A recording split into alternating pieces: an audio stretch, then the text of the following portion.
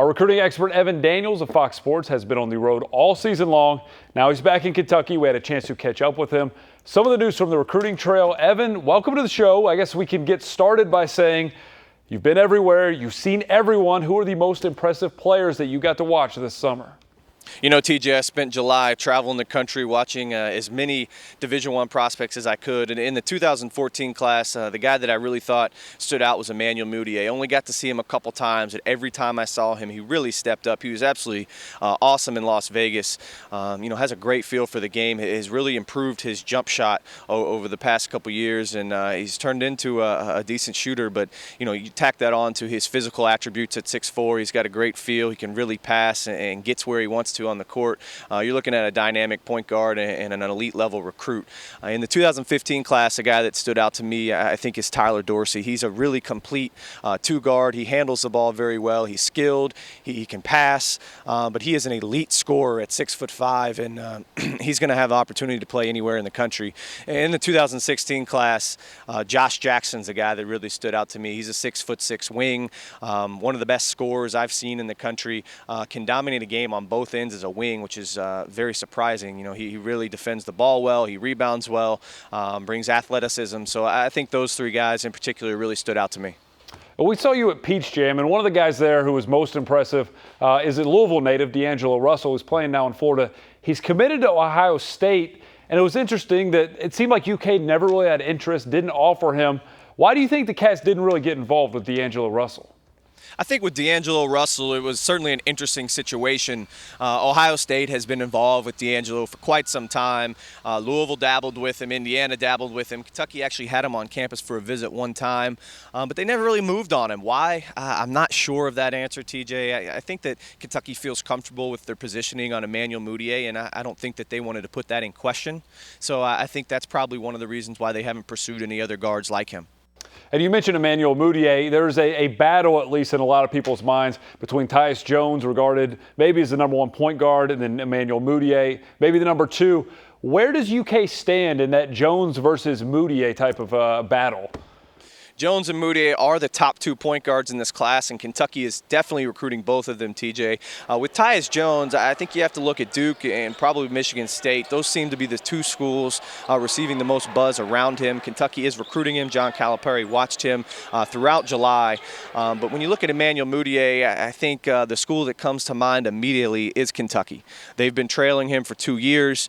They've been recruiting him very hard, have built and established a great relationship. Now, they're going to have some competition. Baylor's done a really good job recruiting them, but I think Kentucky is likely the school to beat for Emmanuel Mudiay. Now, he won't say that, but that's my gut.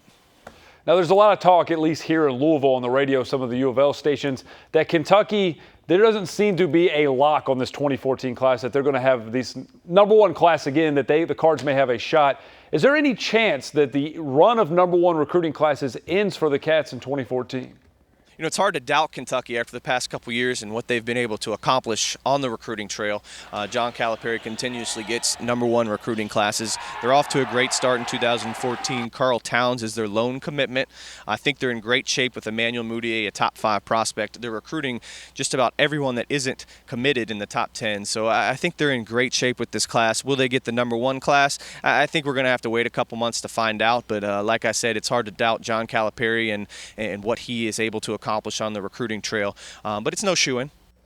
Mentioning Karl Towns, he had a famous battle with Cliff Alexander we heard over the summer, but seemed to be largely absent from these. Can you take us through Karl Towns' summer? I think Karl Towns and Cliff Alexander both put together tremendous summers.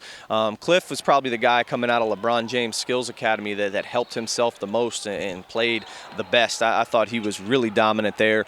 Continued that strong effort and that strong play at Nike Peach Jam. So Cliff Alexander, I thought, had a tremendous summer. What he brings to the table is athleticism. He can really play above the rim. He's tough. He rebounds. He's developing his offense.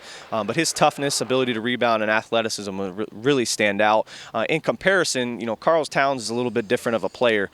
He's huge. He's 6'11", has long arms, a thick frame, but he's able to step out on the perimeter and do some damage with his jump shot. He has very good touch around the basket, is learning to post up and learning to play in the post, which 2 years ago was something that he didn't do as well.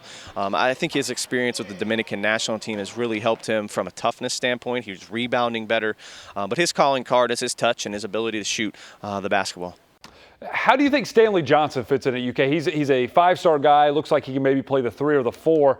How does he fit in, and how likely maybe is Kentucky to get him?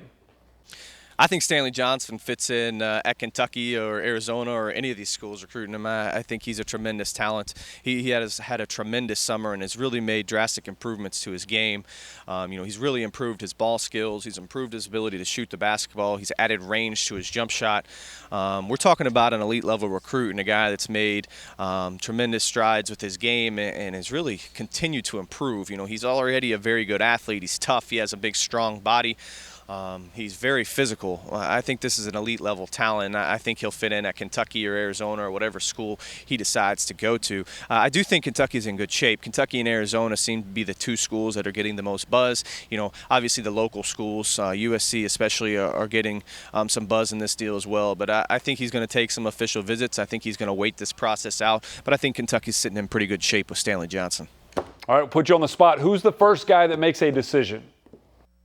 TJ, I think that's a really tough question to answer, and I don't know if we have enough information on these guys to really know. Only a handful of guys in the top 10 have made early decisions.